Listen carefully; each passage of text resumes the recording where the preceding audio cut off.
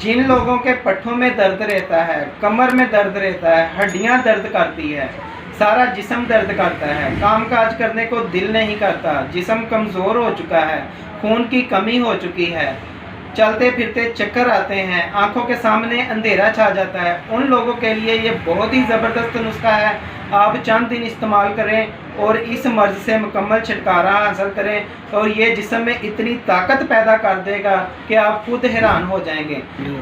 मगज़ बादाम 14 अदद और मलक्का 7 अदद, इसको पानी में भिगो देना है। सुबह उठकर मगज़ बादाम से छिलका उतार लेना है और मनक्के से गुठली निकाल लेनी है। इसको आपने चबाकर खा लेना है।